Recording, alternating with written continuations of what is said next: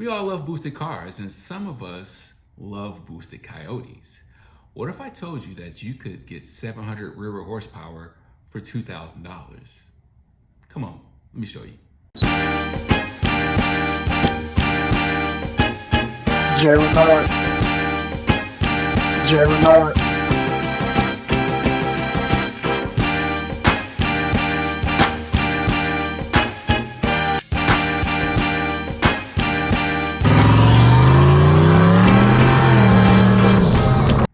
All right, what's going on, my people, and welcome to the Sn95 Power channel. So now that I have your attention, let's talk about it.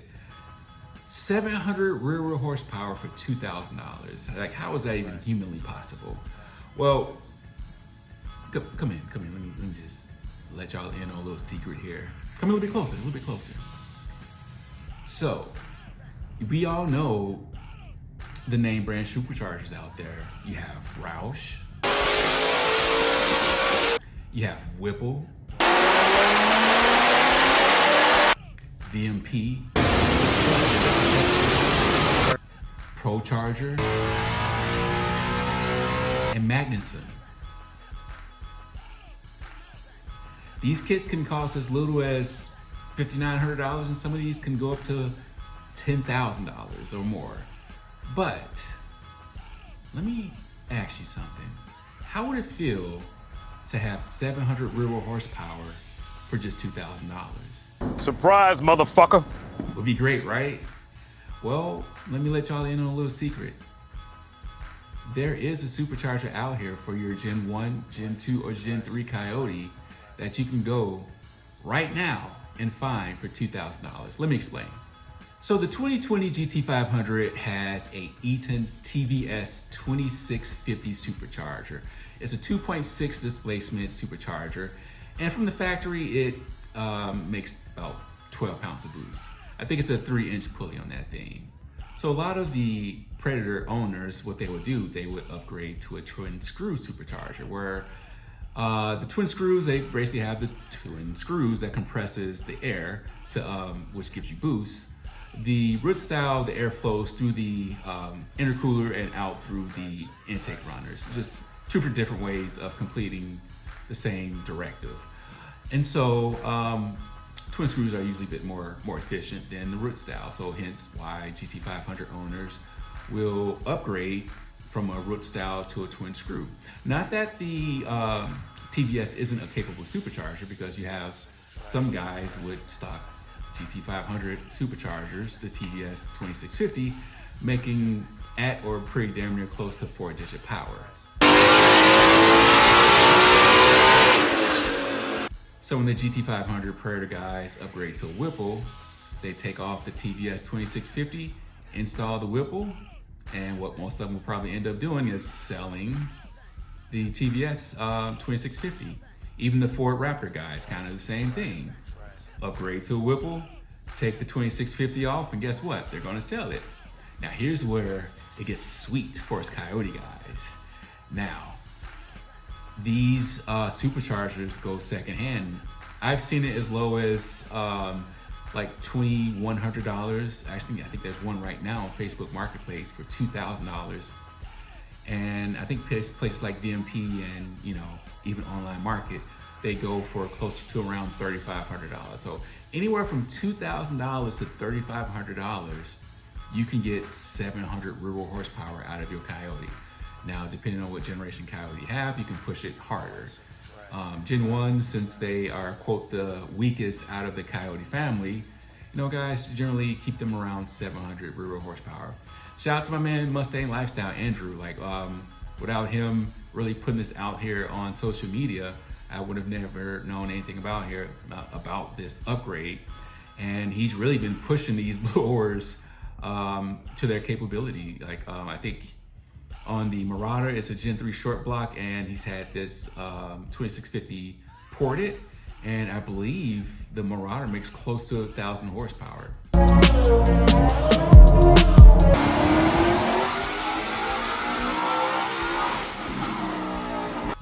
The 03 Cobra, I think was the first thing that he swapped it on. It's a F-150 Gen 1 Coyote motor, and I think he's been in the nines with that thing. And I think he took it to Steeda, had a dyno with some belt slip. It still made almost right at 700 horsepower.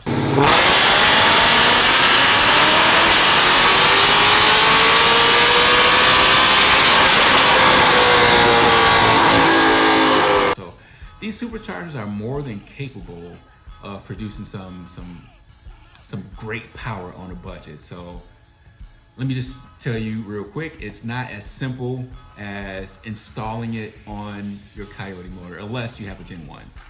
Gen 1, you get the supercharger, you put it on, and you're done. That's what I did on this car right here. I found me a takeoff, and gosh, I think I found it on Marketplace.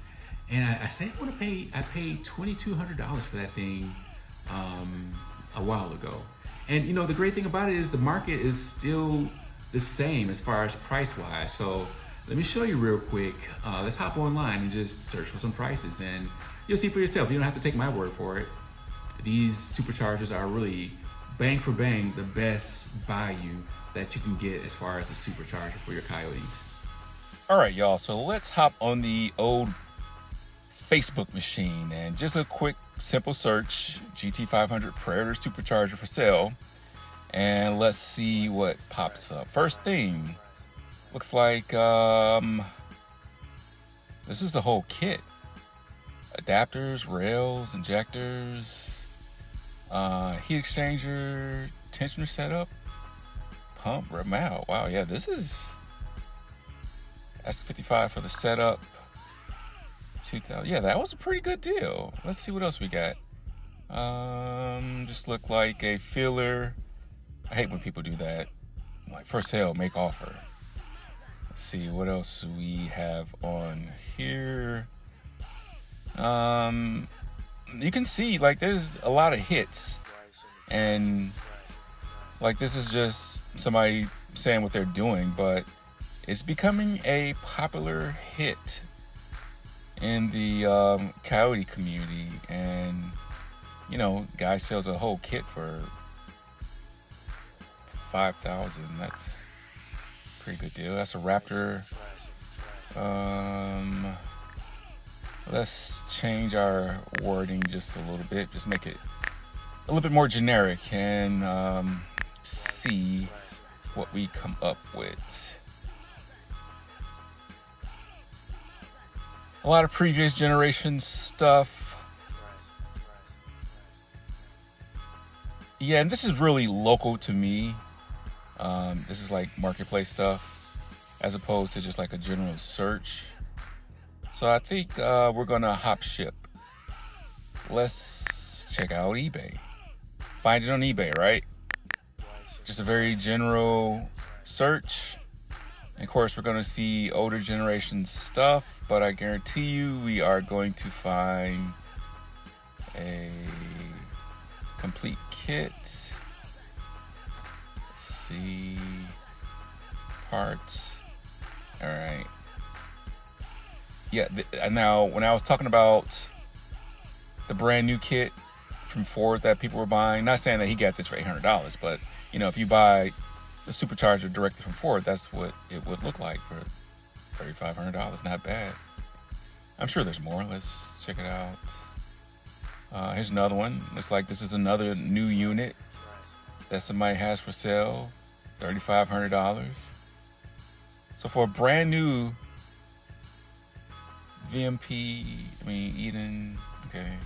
Yeah, so for a brand new supercharger, $3,500. I mean, where can you find stuff like this outside of right here?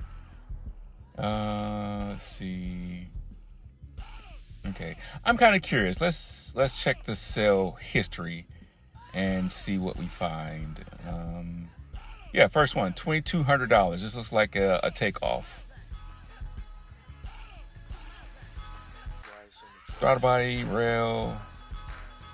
You know, unless you're doing returnless, the rail really doesn't matter. I had to go returnless. That's return style. Let's see. Another one, 20, what was this? Yeah, $2,700. Another takeoff. And let's see. Yeah, so you see this is another takeoff. This is a little bit on the higher end, but this just kind of gives you a idea of the price range from $2,000 to about $3,500. So now that we ran over the price, like I say, Gen 1 is just a strict, bolt on and go. Gen 2, you have to do Gen 2 and Gen 3, you have to do some kind of modification. Now, there are adapter plates that you can use on the Gen 2. This is a lot of information from Mustang Lifestyle, because he's done it both on a Gen 2 motor, and I believe, like I said, I don't know if he's using Gen 3 heads, but I know in a Gen 2 you can cut some of the access on the runners on the cylinder head. You have a little bit more access where the intake port is. You have access material. So the only thing that people would do is you just saws off and just saw off that access material. There are, I think, adapters that you can buy. I think VMP has some adapters that you can buy if you don't feel comfortable cutting that access material off your cylinder heads. But then you just have to realize you are raising the supercharger, and you have to worry about hood clearance issues. I don't have to worry about hood clearance issues on this car. I had K-member spacers, which originally I had on there, had no problem with clearance, but I took them off, still no problem with clearance. So I know with a Gen 1 without the spacers, it will clear. This is a 2.5-inch cowl hood. Now with a stock hood on the Sn95, I'm not sure. Any other car, I'm not sure. I just know with a 2.5-inch cowl hood, no spacers, no K-member spacers, this works fine.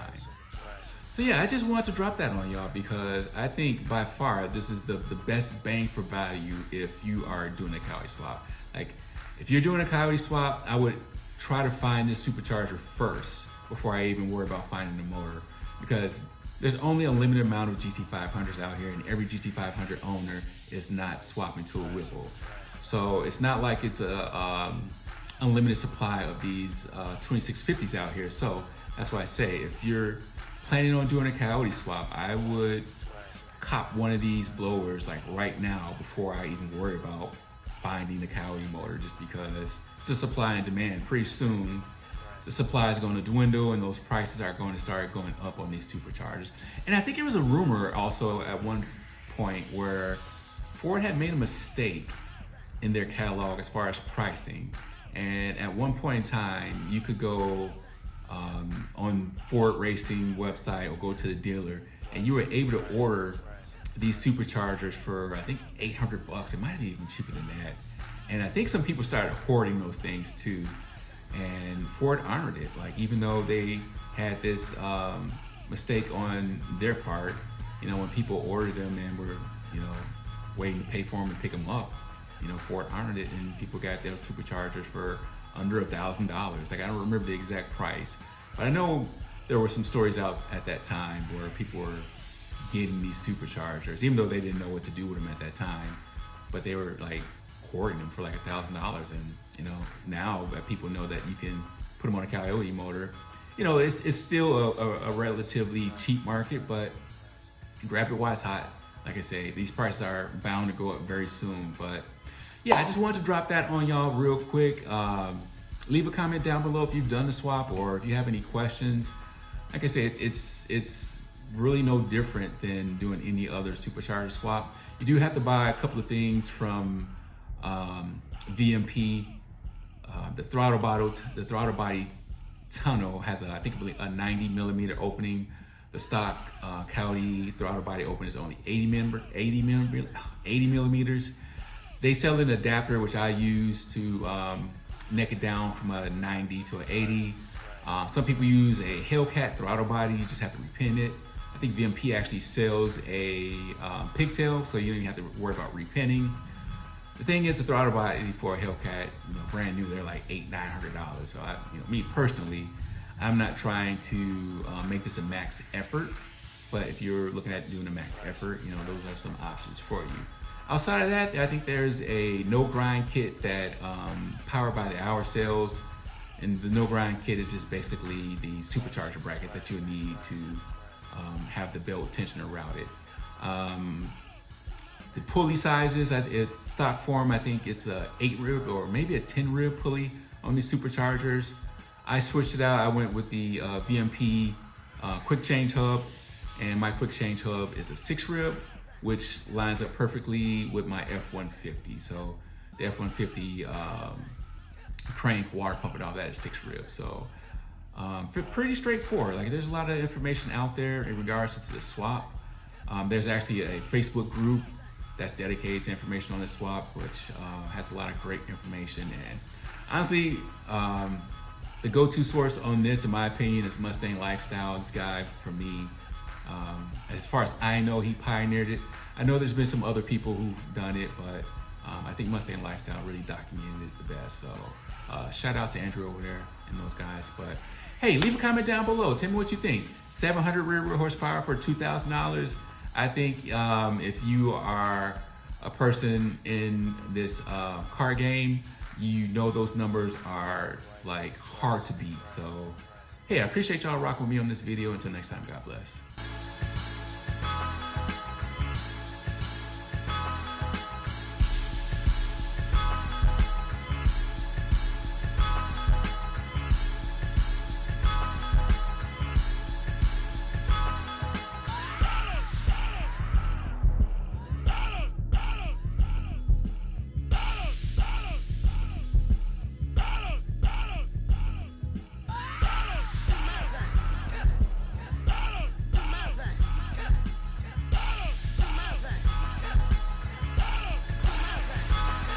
On the trash.